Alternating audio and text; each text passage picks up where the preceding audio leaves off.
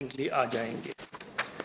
इलावा अज़ीं पाकिस्तान की तरक्की में पाकिस्तान के साहिल जो 900 किलोमीटर का है उसकी डेवलपमेंट बहुत ज़रूरी है और उसके अंदर गवादर जो एक कलीदी एक इलाका है, बदकिस्मती से 4 साल से गवादर के ऊपर ज़्यादा पेशरफ्त ना हो सकी। हमने गवादर का एक बहुत मजबूत फ्रेमवर्क जो गवादर मास्टर प्लान है वो फाइनल स्टेजेस में है और इंशाअल्लाह अनकरीब हम वो आपके सामने लेके आएंगे।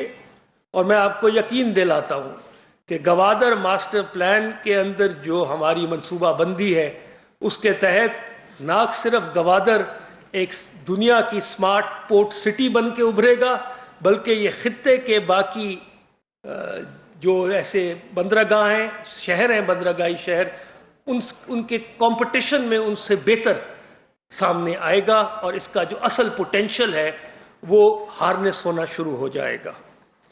इलावा अज़ीं हमने ML1 रेलवे 70 साल से रेलवे का निज़ाम तकरीबन फरसूदा हो चुका है। पाकिस्तान को विरसे में बहुत इकोनॉमिक चैलेंजेस मिले और हमने हर महाज पे जो हमारा करंट अकाउंट डेफिसिट का महाज था, बैलेंस ऑफ पेमेंट का महाज था, फिस्कल डेफिसिट का, टैक्स टारगेट्स का,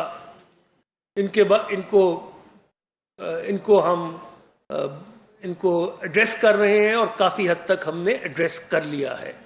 अब हमारा फोकस एक बहुत बड़ा मंसूबा ML1 का है जो तकरीबन $8.5 अरब की लागत से है।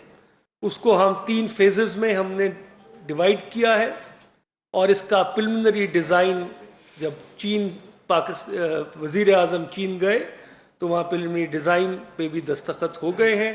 इंशाअल्लाह हमारी तवज्जो इस वक्त पाकिस्तान के इस फरसूदा रेलवे निज़ाम को अपग्रेड करना है जिससे फ्रेट और पैसेंजर ट्रैफिक दोनों की रफ्तारों में इजाफा होगा और पाकिस्तान को आज के लिहाज से जो रीजनल कनेक्टिविटी का पोटेंशियल है, हाल ही में मैं बात जरा और तरफ चली जाएगी, उज़्बेकिस्तान के डिप्टी प्राइम मिनिस्टर आए, उन्होंने मज़ार शरीफ काबुल से पेशावर के अंदर रेलवे लिंक की एक मंसूबे की बात चलाई हुई है।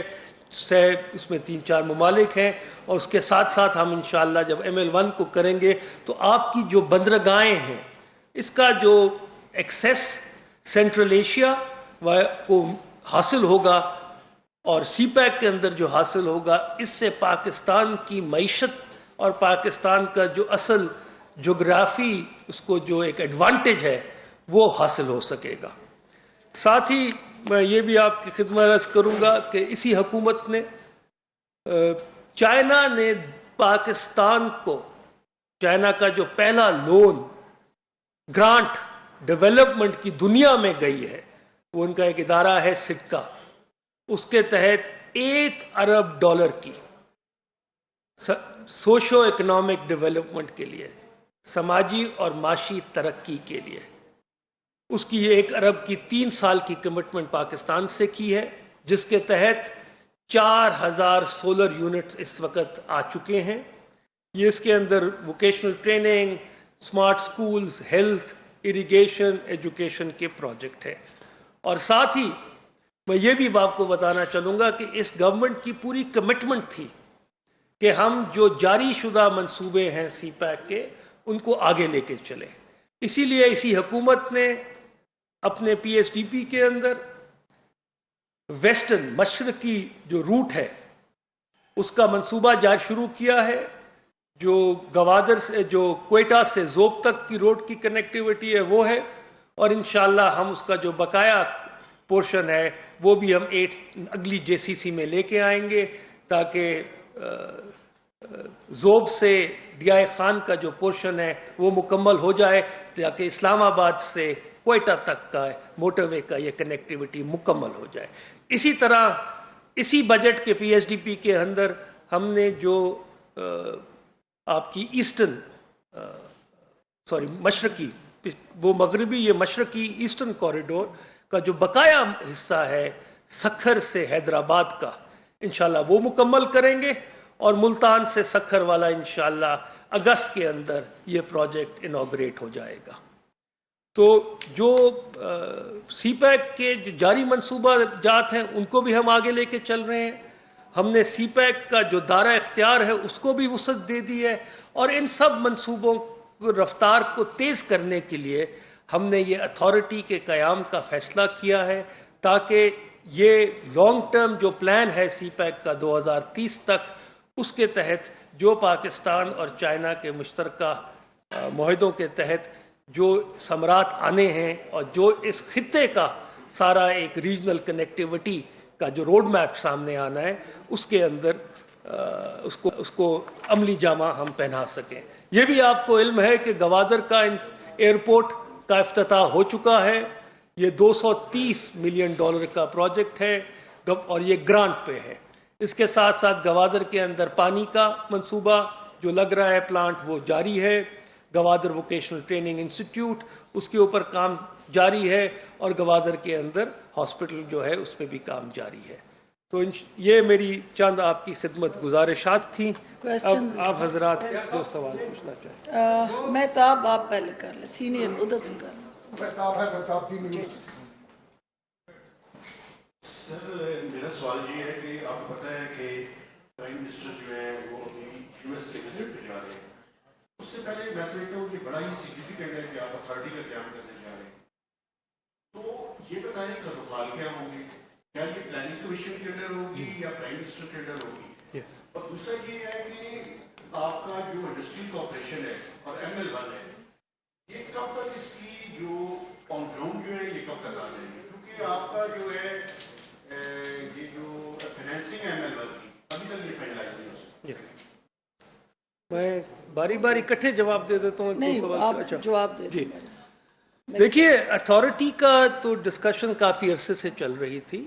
اس کا وزیر اعظم کے واشنگٹن کے دورے سے قطعی کوئی تعلق نہیں ہے، اور اس کے ساتھ اور یہ اتھارٹی کا قیام جو ہمارا فریم ورک اگریمنٹ ہے between planning commission, ministry of planning and development on NDRC، اس کے انڈر ہے، اور یہ authority ministry of planning and development کے انڈر کام کرے گی، اور اس کے اندر ہم جو لوگ اس میں ہم بھرتی کریں گے وہ پرائیویٹ سیکٹر سے لیں گے، تاکہ کئی شعبہ جات جیسے انڈسٹریل کارپوریشن کا، ایگریکلچر کا، انرجی کا، اس کے اسپیشلسٹ ہوں، تاکہ اور اس کے اندر جو ریسرچ اور اس کی ریکوائرمنٹ ہے وہ پوری ہو۔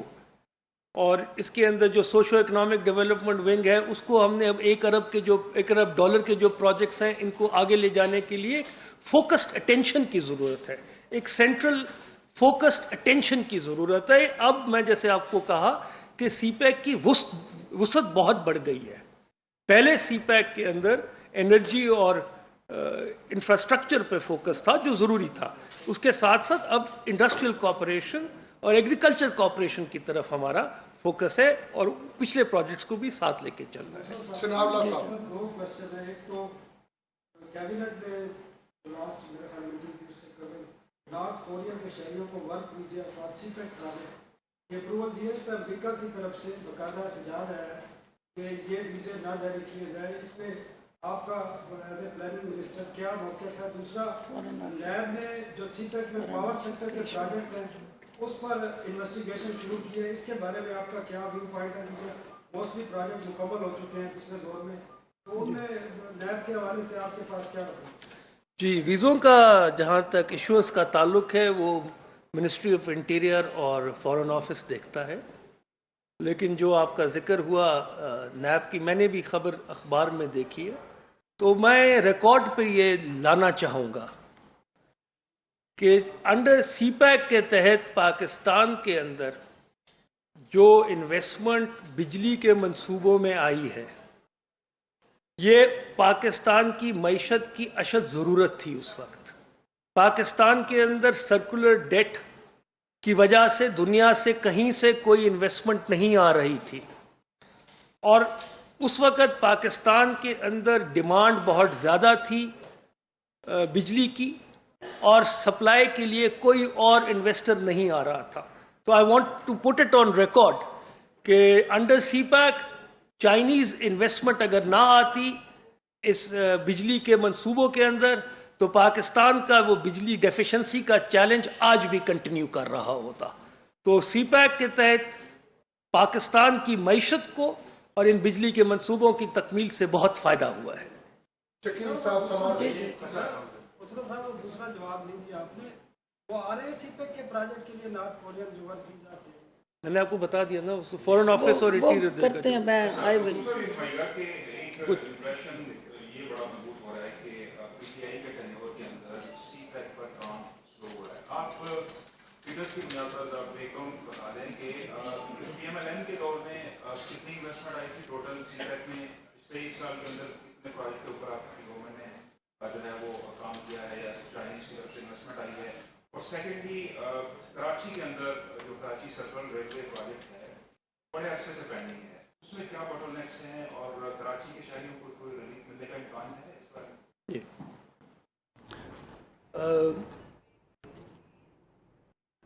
وفاقی وزیر خسرو بختیار پریس کانفرنس کر رہے تھے. نیوز بلیٹن میں وقت ہوا ہے 1